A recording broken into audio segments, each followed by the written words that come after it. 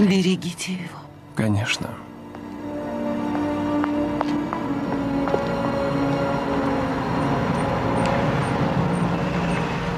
Ну и что это было? Мне захотелось покончить с этим. Она никогда бы не стала смотреть на меня так, как она смотрела на него.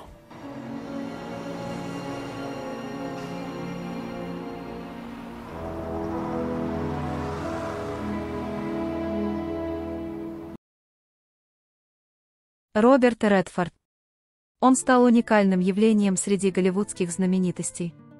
Всего 2 жены, и с первой он прожил 27 лет, и ни одного слуха о любовных интрижках. Никогда не засветился ни в одном скандале. Поразительная история для звезды такого масштаба. Вот только трагедий в его такой почти безупречной жизни было, увы, с избытком. Звезда таких популярных фильмов, как и «Непристойное предложение», «Афера», «Великий Гэтсби», «Вся президентская рать» никогда не использовал свой статус для собственного пиара и удовлетворения тщеславия. Но актерской славы ему показалось мало, и Редфорд стал сам снимать кино, завоевав «Оскар» за первый же свой фильм. Его обожали миллионы женщин во всем мире. А вот актрисы, с которыми ему приходилось сниматься и играть романтические отношения, высказывали свое крайнее недовольство Робертом. Он родился в 1936 году в Санта-Монике. Ни родители, ни родственники даже мечтать не могли о том, что этот мальчик сможет стать мировой звездой. Впрочем, в школе, где учился Роберт Редфорд, он прославился уже в 13 лет, выиграв конкурс танцев. Популярность светловолосого подростка стремительно выросла, но касалось это только девочек. Ровесники Редфорда были почему-то оскорблены его победой настолько, что устроили подростку настоящую травлю и создали кампанию под названием «Организация против Редфорда». Парень был настолько травмирован происходящим, что зарекся вообще участвовать в каких-либо конкурсах. В школе Роберт преуспевал в спорте и, как многие подростки из бедных районов Лос-Анджелеса, состоял в местной банде. Мелкое воровство, набеги на чужие территории, чтобы поплавать в бассейне, кражи колпаков с машин. Все эти развлечения закончились для Редфорда в 16 лет. В тюремной камере он провел сутки, но признавался, что эта история безумно его напугала и стала одной из самых страшных в жизни. Казалось, Роберт остепенился окончательно. Но после случившейся в семье трагедии он снова пустился во все тяжкие. Сначала, во время родов, умерли сестры-близняшки Роберта. А после не стало и его 40-летней мамы.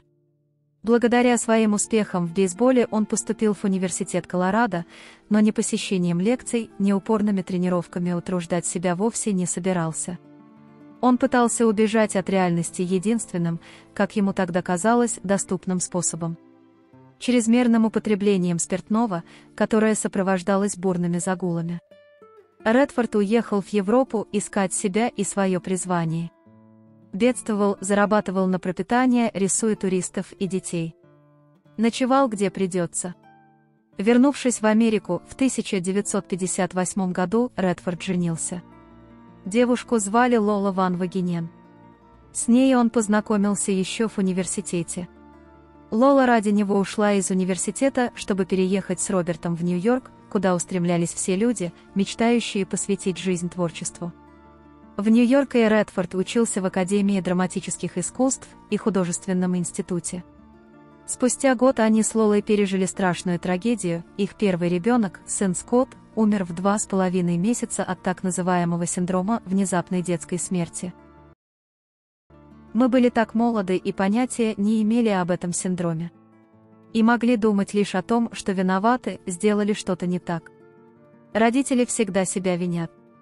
Эта рана, наверное, не заживет полностью никогда. К счастью, он тогда стал получать первые роли на телевидении и в театре, работа помогала переживать отчаяние и опустошение.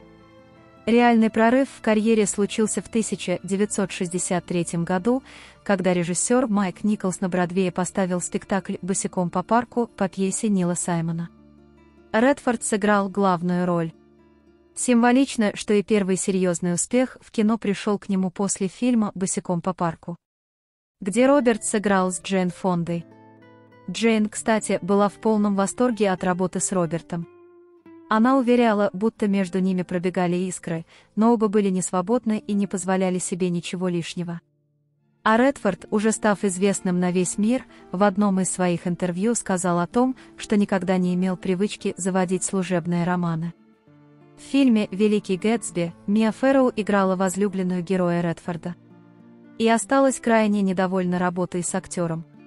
По словам Фэрроу, Редфорд вообще никак не реагировал на ее попытки добиться хоть какого-то проявления к ней внимания. Ей казалось, будто взаимный романтический интерес позволит им достовернее играть. Но актер вне работы на площадке не шел ни на какой контакт. Он проводил все свободное время в своем трейлере за просмотром политических новостей. Второй недовольной коллегой стала Барбара Стрейзанд, с которой актеру довелось играть влюбленную пару в фильме «Какими мы были». Актер не просто остался равнодушен к Стрейзанд, он терпеть не мог ее капризы. Он даже уговаривал режиссера согласиться с актрисой, когда та захочет в кадре выставить его в невыгодной позиции. Ему это было неважно, зато значительно сократило бы процесс съемок и совместное нахождение с капризной актрисой на площадке. Естественно, актрисе это понравиться никак не могло. На самом деле Редфорд в те далекие времена очень любил свою жену и не обращал никакого внимания на других женщин. Лола, помимо умершего в младенчестве Скотта, родила мужу еще 3 детей, 2 дочерей и сына. Они прожили вместе 27 лет. За эти годы Роберт Редфорд прославился не только как актер. Он сам стал снимать фильмы и организовал фестиваль авторского кино Sundance в Юте, где к тому моменту успел скупить 5000 акров земли и построить горнолыжный курорт. К нему относились как к бунтарю и мятежнику, решившему унизить Голливуд проведением фестиваля не в Лос-Анджелесе или Нью-Йорке. Но со временем картины, представленные на Санденсе, становились успешными, и теперь на фестиваль старались попасть многие известные личности. А организатор и идейный вдохновитель вполне мог не пустить знаменитость на фестиваль, объясняя это тем, что у них не пьют с утра до ночи и не болтают целыми днями, а работают. Спустя 27 лет совместной жизни актер объявил о своем разводе. Он признался. Его жена навсегда останется для него близким человеком, но ей в последние годы было с ним очень тяжело. Лола спасла его своей любовью, без нее он никогда бы не добился ничего. Никаких подробностей больше он не раскрыл. Многие тогда недоумевали и пытались докопаться до истинных причин развода, но супруги предпочли не раскрывать подробности своей личной жизни.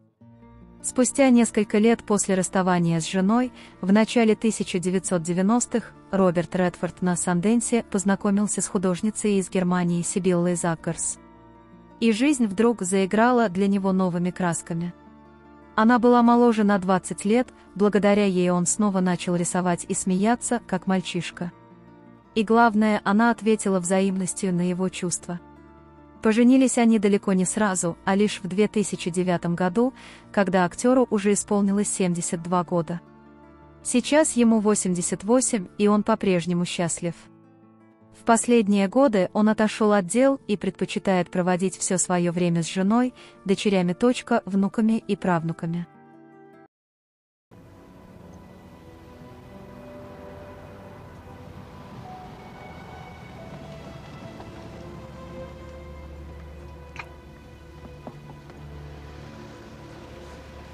Спасибо, Джон.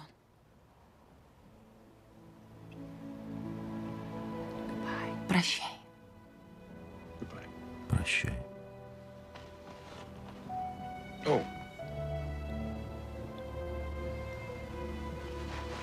Вот.